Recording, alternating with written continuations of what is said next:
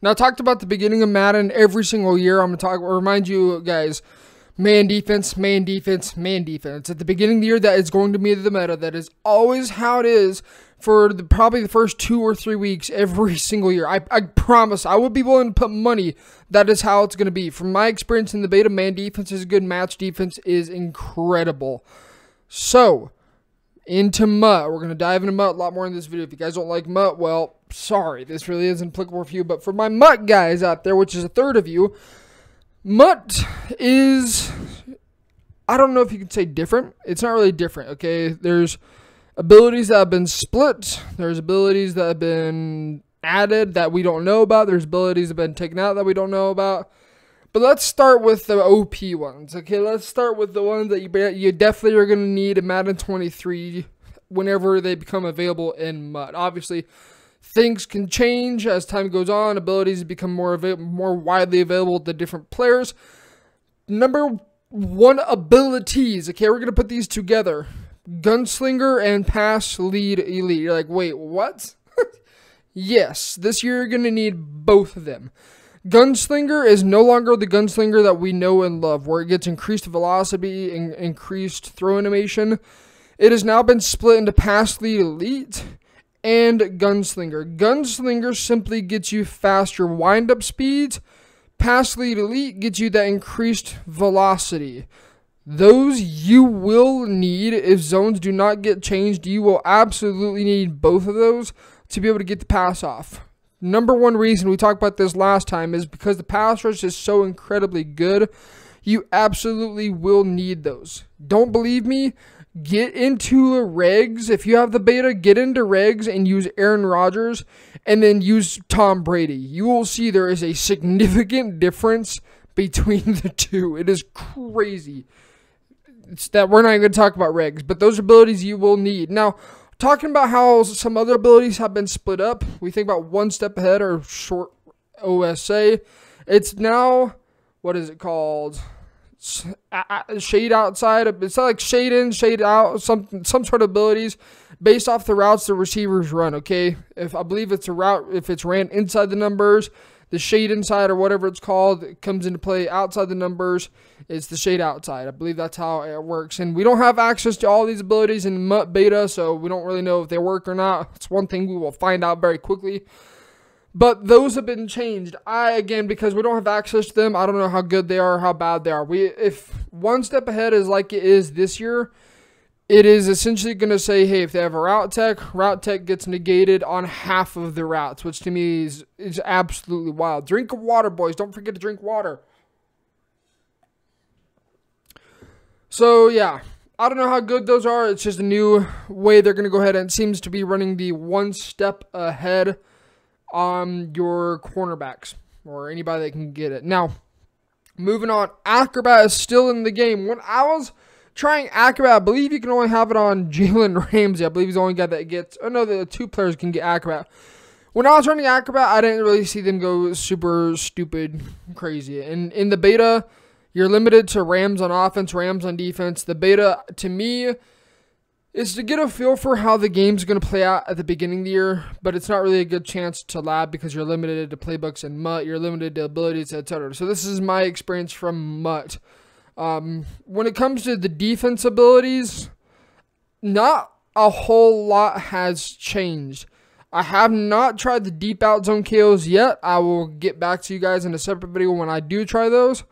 Acrobat seems like it's still going to be the move.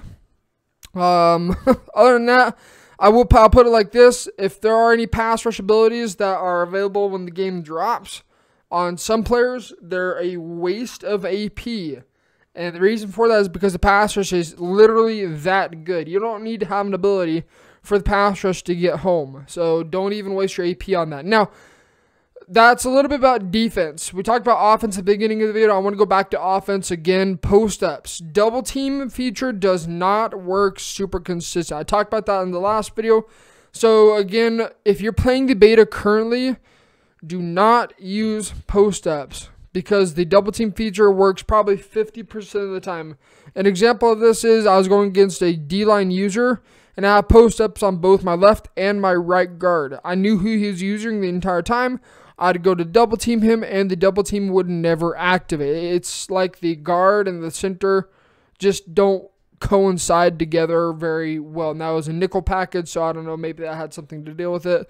But I could not get a double team to save my life, and I was getting screamed at every single down. It's telling you, the year the D-line user might legitimately be a thing this year. But anyways, that's a little bit about offense abilities. Deep out elite, still insanely good. Like, I had Tyreek Hill with deep out elite, and he was unstoppable. It's the same thing like in Madden 22, whereas as long as you pretty much get your feet down, you're going to come down with it. It's cracked. Deep out elite is still insanely good. Use it.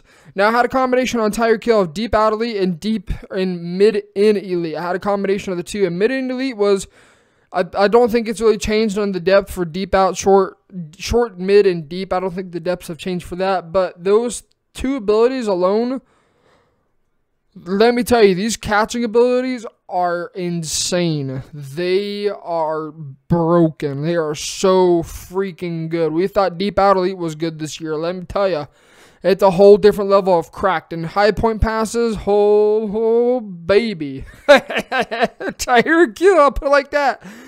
Agging people, putting his nuts on people's heads. It's good. Now, you see me in this video running a lot of DB Fire 2. We're going to get into a little bit more gameplay. Believe me when I say this, and I'm not the only YouTuber, and I don't know if I'm saying competitive player or not, but there are competitive and professional Madden players out there that will agree with me on this.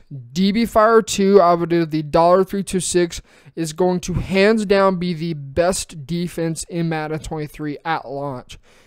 There is no question about that at all. If you are not using DB Fire 2 $1 right now, you are doing yourself a disfavor. Start using it. Number one reason, $1 does not get weak boxed from my experience against any formation, even goal line. It does not get weak boxed in. Now, in the regard of weak boxed, they may have changed it this year because I'm not getting pancake blocks. I haven't really paid attention to how well my defenders are able to react to the balls when it's handed off.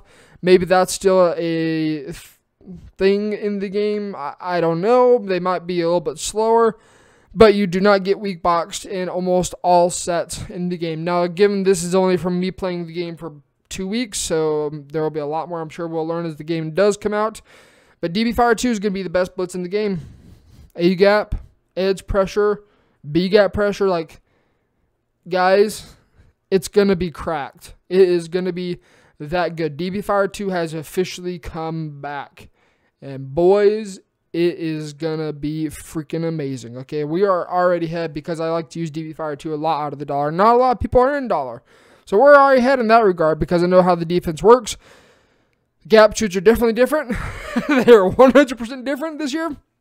And so we'll definitely learn those, but the defense is cracked. It's disgusting. $1 in general is just, it's nasty.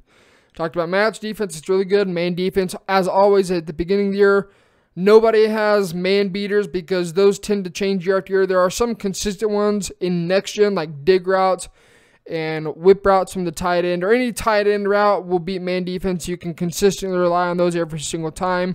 Running back routes will beat man defense again because those two players, tight end and running back, they don't get pressed. Tight end still does not get pressed in Madden 23. So you can consistently rely on that being open without hesitation. So anyways, that's kind of my thoughts. A little bit more about gameplay. Not so much things that need to be fixed, but things you need to be aware of. Abilities you should be using at the beginning of the year. Abilities you should not be using at the beginning of the year unless they fix double teams, which, whether this guy is a reliable source or not, I've heard that they are aware that double teams do not work. And it sounds like it's coming from a couple people, so I'm assuming they are aware of it. But double teams are seeming to be on the mend of getting better. And so when they can fix that, post-ups are going to be your best friend. Because when they activated, they gave me a lot more time. Yeah. So when post-ups, when double teams work, post-up is going to be the wave. So anyways, that is the video. After this guy goes ahead and rage quits. If you guys are new to the channel, as always, subscribe. When we get more Madden 23 content, I'll be talking about the gameplay itself in a lot more detail as we get more details. And as always, guys, catch you guys in the next one.